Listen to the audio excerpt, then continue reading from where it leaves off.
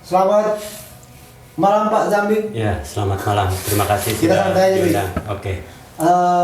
Anda kan jurusannya alumni psikologi, tapi kok tiba-tiba terjun ke dunia penerbitan? Ya, jadi kalau kita lihat fenomena antara dunia kesarjanaan dengan dunia kerja, sudah menjadi rahasia umum bahwa sarjana-sarjana dengan latar belakang tertentu itu akan memiliki atau terjun di dunia kerja yang sangat jauh berbeda dengan jurusannya. Begitupun saya, jadi mungkin dunia penerbitan ini juga tidak terlalu jauh dengan psikologi karena masih seputar literasi dan teks-teks akademik ya. Jadi minat saya untuk membangun penerbitan indie sebenarnya di pustakapedia.com ini lahir dari fenomena Ciputat di masa lalu ya, di mana masih banyak lembaga-lembaga kajian saat itu dan menuntut. Itu tahun berapa? Jadi idenya itu sekitar tahun 2014 atau sebelumnya, tapi mulai sudah ada dalam benak, sudah dikonsep dan mulai berdiri itu dan mulai berproses itu sekitar 2016. Oke. Apa buku pertama yang terbit oleh Pustakapedia? Buku pertama itu tentang dana talangan haji dan kemudian buku-buku fiksi ya, karena rupanya peminat penulis-penulis fiksi, peminat-peminat fiksi atau orang-orang dengan keinginan menjadi penulis fiksi di Indonesia ini relatif cukup banyak ya. Hanya saja wadahnya yang cenderung terbatas ya, karena rata-rata penulis-penulis pemula itu tidak punya kepercayaan diri untuk menawarkan atau mengirimkan naskahnya ke penerbit yang lebih besar, mainstream, atau kita menyebutnya sebagai penerbit mayor. Maka penerbit indie ini dibuat untuk mewadahi atau menjadi jembatan untuk penulis-penulis indie berkarya di dunia kepenulisan. Mungkin bisa secara teknis jelaskan kepada Sobat JB bagaimana pertama untuk bikin buku seperti apa caranya, Beb? Oh ya. Sebelum kita menjelajahi soal sejauh mana dapur Pustakapedia, Tokopedia kan mirip soalnya. Mudah-mudahan aja sama seperti Tokopedia nanti besarnya. Iya, mudah-mudahan. Jadi nama pedia ini bukan diambil dari atau misalnya lebih dulu Pustakapedia daripada Tokopedia ya, namanya. Lebih dulu Tokopedia. Lebih dulu Tokopedia. Tapi ide pedia ini kan rata-rata lahir dari istilah-istilah yang kayak ensiklopedia, Wikipedia dan lain-lain. Jadi pedia ini semacam ruang besar seperti kamus-kamus istilah begitu. Jadi kita harap kita harap Pustakapedia ini adalah ruang besar bagi kepustakaan gitu. Oke, kembali pertanyaan awal saya tadi, Bi, soal untuk berbagi ilmu kepada teman-teman sobat-sobat JB semua tentang bagaimana cara mulai dari menulis buku, mengedit, prosesnya semua sampai ke penerbitan. Oh iya, ini karena penerbit indie ini rata-rata di seluruh Indonesia atau mungkin di negara-negara lain ini semacam punya prinsip untuk tidak menolak naskah ya, makanya naskah yang kita terima itu sangat beragam. Jadi dari tingkat gaya penulisan yang editingnya, coba tarik nafas dulu, agak relax. Oke, coba Mi. Yang editingnya harus kita betul-betul kerja keras, atau misalnya secara teknis misalnya penulis-penulis pemula itu juga kelihatan sekali ketika mengirimkan naskah dari teks atau format dia yang dikirim tuh ada semacam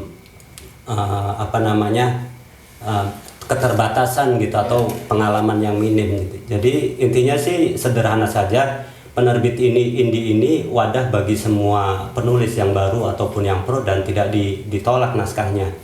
Dan naskah apapun kita terbitkan dengan catatan dia tidak melanggar undang-undang yang berlaku di Indonesia atau tidak sara atau tidak terlampau sarkas misalnya. Jadi yang penting naskah itu cukup cukup contoh layak. di Pustakapedia, contoh buku yang generasi orang yang baru pemula sekali mengirim naskah ke Anda, contohnya apa? Misalnya curhat berdia di diary atau kumpulan dia tulisan artikel-artikel mereka waktu di kampus atau apa kira-kira? Betul, ada kita ada pengalaman menerbitkan salah satu karya antologi ya. Dan penggagasnya itu waktu itu mahasiswa Curtin University yang di Singapura. Dia mengontak Pustakapedia dan rupanya itu bukan kumpulan tulisan dia tapi kumpulan puisi dan kumpulan prosa kayak prosa ya, kayak misalnya esai-esai polisi. Dan kalau kita lihat yang ada itu cuman semangat untuk menulis kesusastraan pada saat itu, tapi ini tidak menjadi masalah karena ini masih proses belajar. Jadi kelihatan sekali bahwa puisi-puisinya ini seperti catatan-catatan di buku-buku harian mereka gitu. Curhat mereka. Iya, curhat-curhat mereka, dan rata-rata usianya relatif sangat muda gitu. Tapi belakangan di beberapa karya berikutnya mulai kelihatan ada peningkatannya karena mereka juga mungkin belajar terus ya. Dan mereka juga bikin gerakan namanya Sajakin Aja dan Sastrakan Indonesia.